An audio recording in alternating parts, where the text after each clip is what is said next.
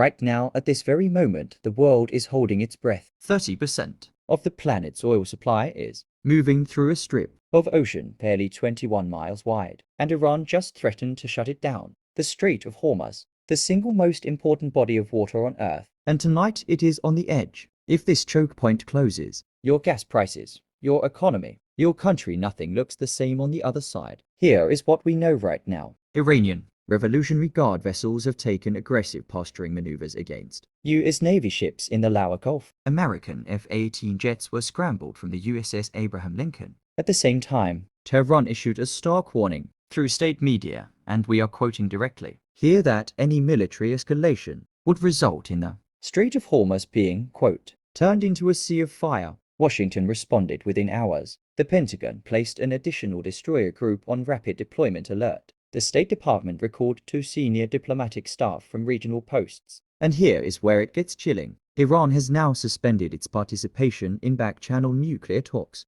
The diplomatic off-ramp just vanished. Let's be very clear about what we are talking about here. The Strait of Hormuz is not just a body of water. It is the jugular vein of the global economy. Every single day, approximately 17 to 21 million barrels of oil pass through this channel. That is roughly 1/5 of global oil consumption gone if this closes. Saudi Arabia's oil, gone. Ways oil, gone. Qatar's LNG exports powering half of Europe, gone. The last time Iran seriously threatened this strait, back in 2012, oil spiked 10% in 48 hours. We are in a far more volatile world now. There is no backup route. There is no instant alternative. There is only the strait. Inside Tehran, the tone is defiant. Iran's supreme leader has publicly stated the country will not bow to what he calls American piracy on the high seas. The IRGC, Iran's elite revolutionary guard, has a doctrine for this. It is called the swarm strategy. Hundreds of small, fast attack boats overwhelming a naval group before a response can be coordinated. Visual,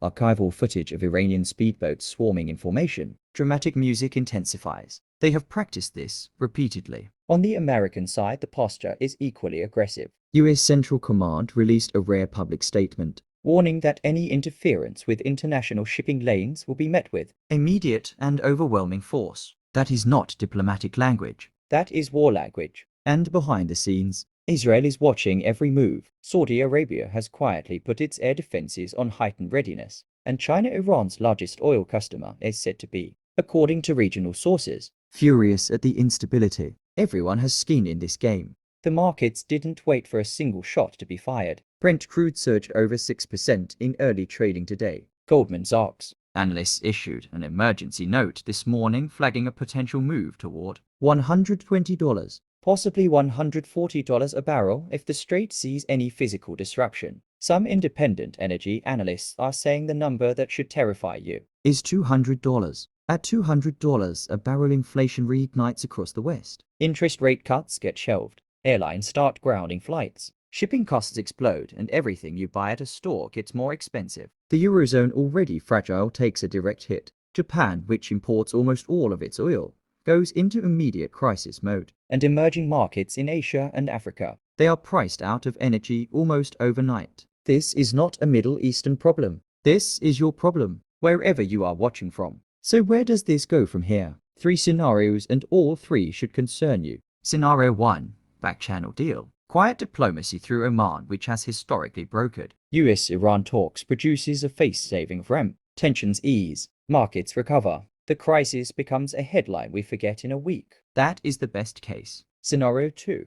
Accidental escalation. A miscalculation at sea. A warning shot misread. A drone downed by the wrong hand. History is full of wars that nobody planned to start. This scenario is more likely than anyone in Washington or Tehran wants to admit. Scenario 3. Full blockade. Iran mines the strait or physically impedes tanker traffic. The US responds militarily. And within 72 hours the world is watching the opening hours of a conflict with no clear endpoint, no exit strategy, and energy markets in complete freefall. Military planners know this. Economists know this. The question is, does the political leadership on both sides know it too? We have been here before. Every few years, the Strait of Hormuz becomes the center of the world, and then, somehow, the crisis passes. But each time, the margin gets thinner. Each time, the trust erodes a little more. Each time, the world gets a little closer to the moment when one Miscalculation changes everything. 21 miles. That is all that separates the world economy from chaos. And right now, those 21 miles have never felt smaller. In another news, oil just fell off a cliff. In less than 72 hours, Brent crude lost 8% in a single session. That hasn't happened in years. And it started with one seismic shift in the Middle East. For months, every barrel of oil carried a fear premium priced for war, for blocked shipping lanes, for chaos. Then a major diplomatic signal changed the calculus overnight. The threat of conflict suddenly looked less likely, and the market didn't walk back from that fear. It sprinted. ExxonMobil dropped 5% at open. Shell fell 6%. BP shed billions before lunch. But airlines, they surged. Shipping companies rallied. Because cheap oil is a nightmare for producers and a lifeline for almost everyone else. For ordinary people, this means lower fuel prices within weeks. Cheaper flights, easing food costs, real breathing room on inflation. But in energy towns across Texas, Alberta, and the Gulf states, rigs are shutting down. Jobs are disappearing. Nobody wins cleanly. Goldman Sachs is already warning clients watch the next 30 to 45 days. If Middle East tensions reverse, oil snaps back harder than it fell. One senior trader this morning used a single word to describe everything right now: fragile. This was never just about oil. It's about power, about war and peace, about 8 billion people who just felt this, whether they know it yet or not. In another news, breaking.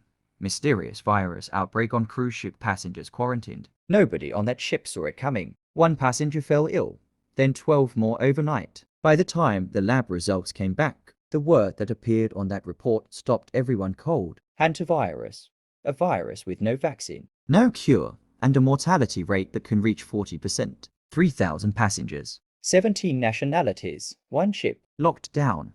The captain's announcement was calm, almost eerily calm. For precautionary health reasons, please remain in your staterooms. No mention of hantavirus. No mention of the medevac helicopter already inbound. 3 passengers were airlifted in critical condition within hours. Families watching from home recognized the ship's name, and they couldn't reach anyone on board. Here is what makes this terrifying. Hantavirus spreads through infected rodents, normally contained in rural environments. But inside a sealed ship with recycled air and thousands of people, everything changes. It can progress from mild flu symptoms to complete respiratory failure in 4 days, and there is no approved treatment. The WHO convened an emergency briefing. 3 governments activated public health protocols. Port authorities refused to let the ship dock. And the question nobody can answer yet: who disembarked before the lockdown began? 3,000 people are on that ship tonight. They packed sunscreen and novels. They did not pack for this. Hantavirus doesn't announce itself. It waits. It's quiet. And by the time you know it's there, it's already been there for days. Share this. Someone you know may need to see it. Stay locked in. Stay informed.